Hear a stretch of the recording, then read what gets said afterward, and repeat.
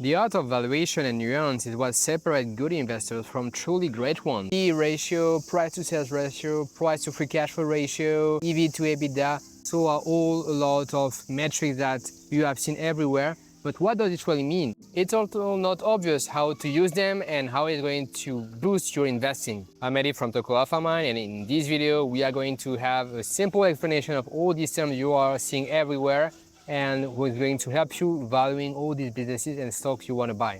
We are going to give you all the tools you need to actually have the framework to invest like a pro and get beyond the basics. So let's get started. Before we deep dive into each metrics individually, I think that the most important point you have to understand is that valuation and understanding the comparison between different businesses is actually kind of an art. And you cannot apply metrics to every businesses, and you have to understand that all these metrics, they have different point of comparison, and that's where they are very useful. So the first point of comparison is within an industry, and the second point of comparison is within time. So first, within an industry, what does it mean? So you have to compare your company within its peers in their own industries, because these metrics, they don't apply to every single stock the same way. And it doesn't make sense to compare, for example, a bank and a SaaS company. Also, what you need to understand is that these metrics are very useful if you compare them for the same company, but over time.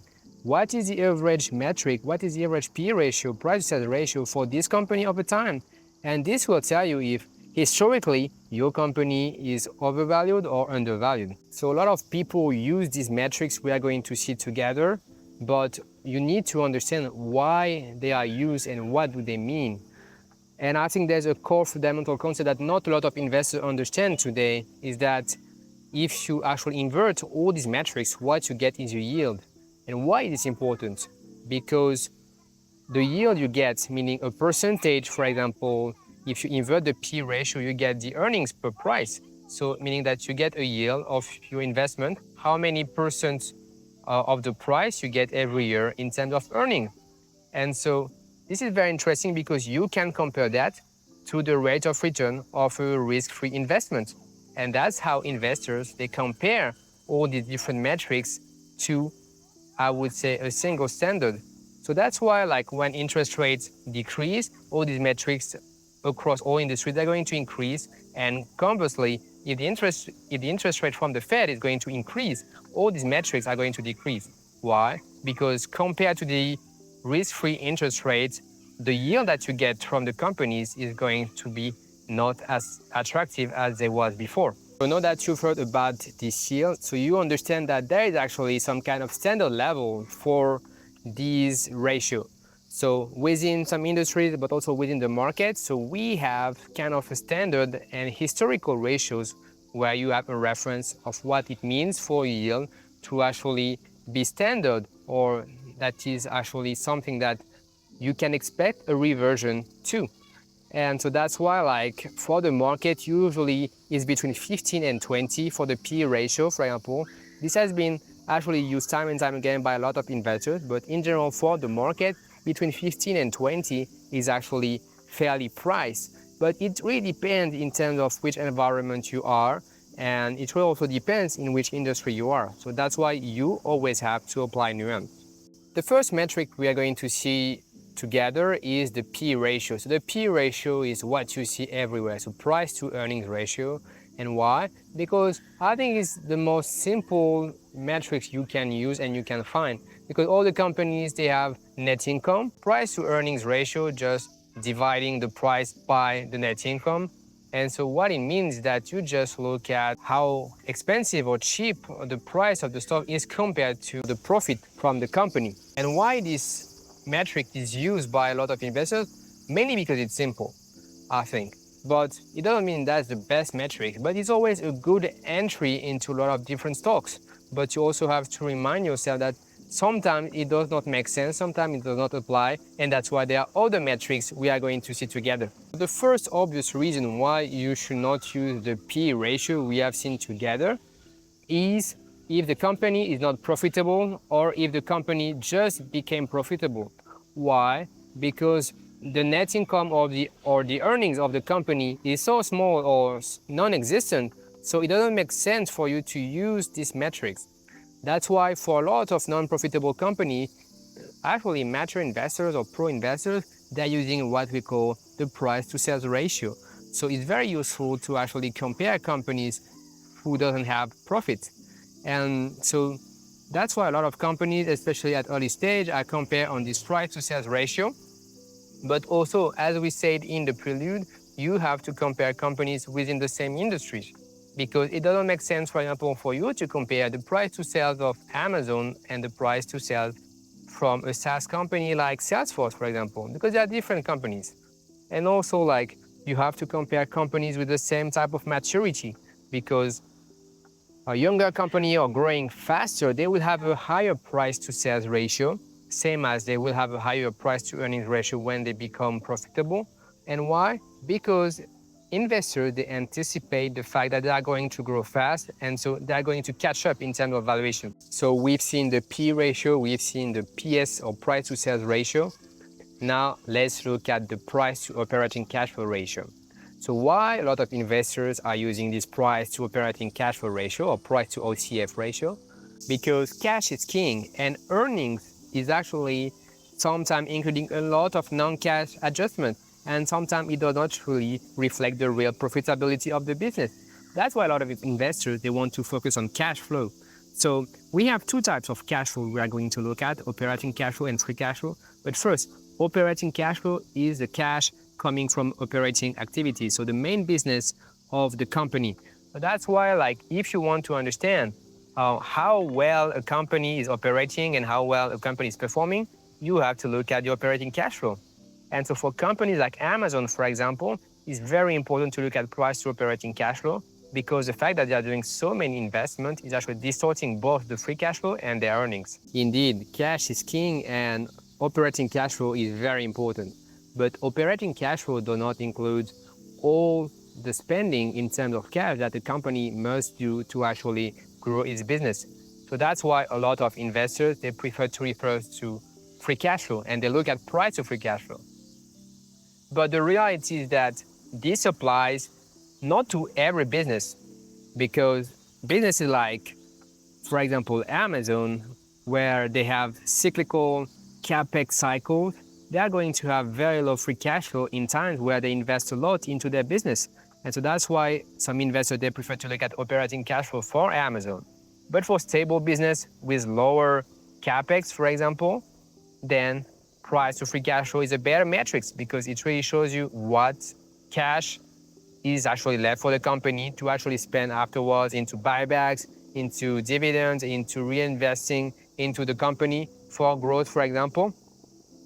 And so basically, free cash flow really represents what's left in terms of cash for the shareholders after everything is actually reinvested into the business.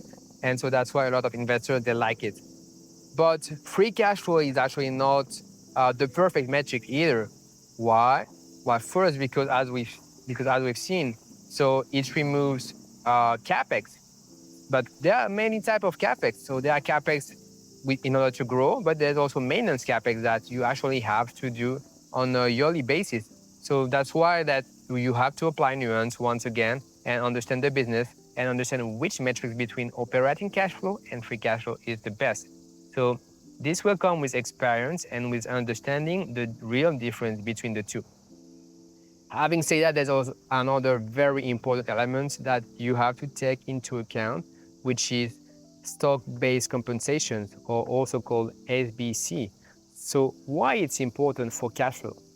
Because stock-based compensation is a non-cash expense, which means that it's not counted towards free cash flow. But it's a real expense because it dilutes you as a shareholder. And even though it is not included into the cash flow, you will actually pay it as a shareholder eventually by the dilution of the shares. And so that's why you see a lot of SaaS companies like Palantir, for example, where they have great free cash flow, even though they have much smaller earnings. Why?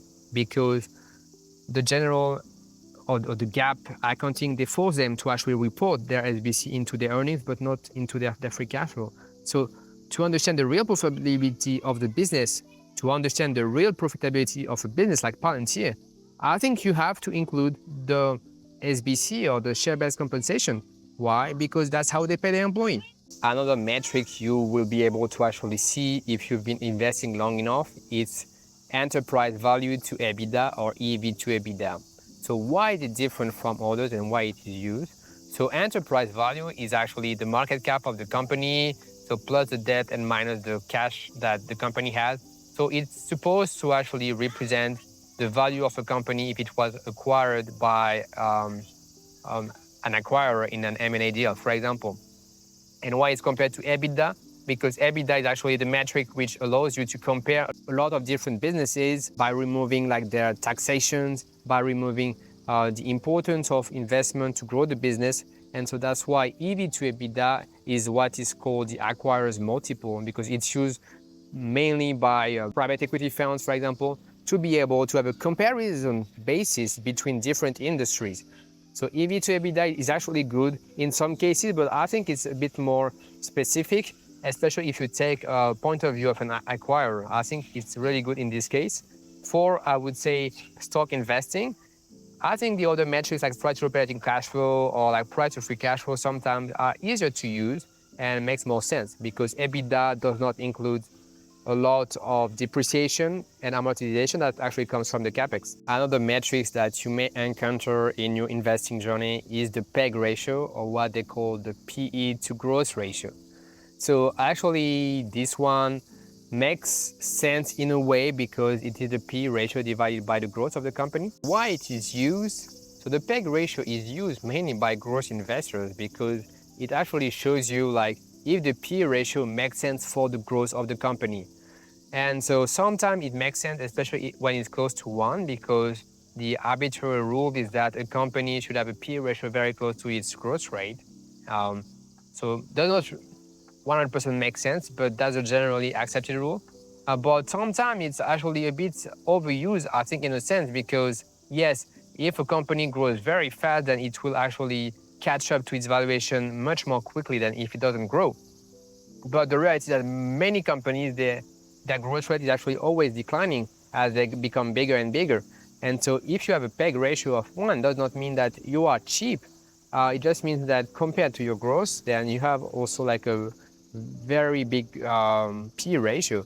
So I think it's good sometimes to compare a growing company, company who grows very fast, but I don't really like personally these metrics. So here you go for all the metrics that you have to have in your toolbox. So P ratio, PS ratio, price to operating cash flow, price to free cash flow, EB to EBITDA, and price to earnings to growth ratio. With all of that, I think that you can really dissect every company and compare it to all their peers and be able to take better decisions in terms of valuation. But don't forget, so all these metrics, they are useful because they are rooted in core bases, which are, so first, historically, you have to compare these metrics historically to understand if your company or if the market is overvalued or undervalued, because it tells you what is the expectation for investors for this type of industry and this type of companies. And as well, you need to compare it with other companies which are similar. So this will actually tell you if it's expensive or not. You should not compare 2 different industries or 2 different companies in terms of business, because the metric itself and the value reflects the type of business. So I think that's all for today. And if you're interested in other investing wisdom, other educational content like this one, so please check my other videos, please subscribe, and I see you in another one. Bye.